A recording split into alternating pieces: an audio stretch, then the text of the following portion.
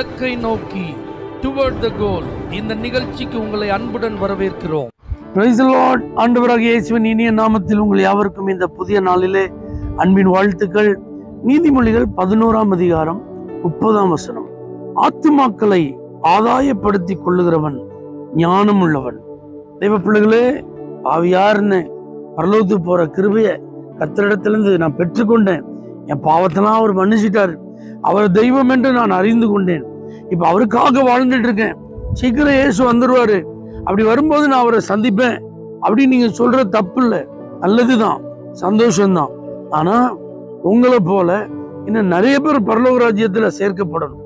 நீங்க ரட்சிக்கப்பட்டது போல இன்னும் நிறைய பேர் ரட்சிக்கப்படணும். உங்களுக்கு இயேசு எப்படி அறிமுகம் செய்யப்பட்டாரோ அதே போல நீங்க இன்னும் நிறைய பேருக்கு இயேசுவை அறிமுகம் செய்யணும். டெய்லி நீங்க பாருங்க, எவ்வளவு பேரை நம்ம சந்திக்கிறோம். நம்முடைய சொந்த உறவுகளை சந்திக்கிறோம், நம்முடைய நண்பர்கள்னு ஒரு பெரிய கூட்டத்தையே சந்திக்கிறோம். நம்ம கூட படிக்கிறவங்க, வேலை செய்யறவங்க, அல்லது நாம் வசிக்கும் அந்த தெருவில் வாழ்றவங்க, அடிக்கடி நாம் செல்லும் கடைகளிலே அநேகரை சந்திக்கிறவர்கள், கடை ஓனர், பால்காரங்க, அயன் பண்றவங்க, அல்லது எங்கெங்க நம்முடைய நட்புறவு இருக்கிறதோ அங்கெல்லாம் பாருங்க, டெய்லி நம்ம நூற்றுக்கணக்கானோரை சந்திக்கிறோம். இதுல அவ்வளவு பேர் ரட்சிக்கப்பட்டவங்களா, அவ்வளவு பேர் இயேசுவை ஏற்றுக்கொண்டவங்களா அப்படின்னு நீங்க ஒரு கணக்கெடுத்து பார்த்தால் இல்லை.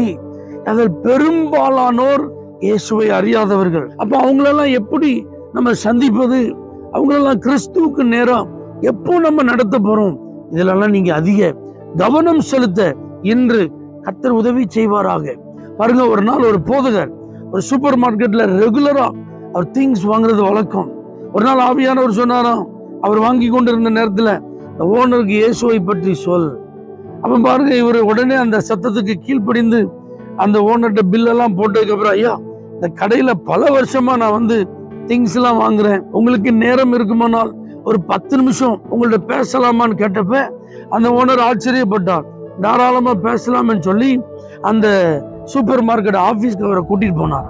அப்ப அந்த பாஸ்டர் தன்னிடத்திலிருந்து ஒரு புதிய ஏற்பாட்டை அவர்கிட்ட கொடுத்து அதுல இருந்து இயேசு கிறிஸ்துவை குறித்த சில வார்த்தைகளை அவரோடு கூட பகிர்ந்து கொண்ட போது அந்த நபர் கண்களிலே கண்ணீர். சுமார் 70 வயது நிரம்பிய அந்த நபர் சொன்னார்களாம், இதே கடைக்கு சபைக்கு போற எத்தனையோ பேர் வராங்க, ஆனா இதுவரை ஒருவர் கூட என்னிடத்தில் இயேசுவை பற்றி அறிவித்ததே இல்லை. நீங்க தான் என்னிடத்தில் இயேசுவை அறிமுகம் செய்த முதல் நபர் என்று அவர் கண்ணீரோடு சொன்னது அந்த போதகருக்கு மிகுந்த ஆச்சரியம். தெய்வ பிள்ளைகளை, இந்த வார்த்தைகளை கேட்கிற நீங்களும் நிறைய பேர்ட்ட சொல்றதுக்கு தயங்கிட்டே இருக்கீங்க. இவங்கள்ட்ட சொன்னா அவங்க என்ன நினைப்பாங்க, இவங்கள்ட்ட சொன்னா அவங்க எப்படி ஏற்றுக்கொள்வாங்க, அல்லது நம்மள்ட்ட ஏதாவது சண்டை போட்டுருவாங்களா? அப்படிலாம் நீங்க பயப்பட தேவையில்லை. நல்ல ஜெபத்தோட, ஆவியானவருடைய வழி நடத்துதலோட ஒவ்வொரு நாளும் நீங்க இதை செய்ய ஆர்வமா இருப்பீங்கன்னா சரியான நபரை கர்த்தர் காண்பிப்பார்.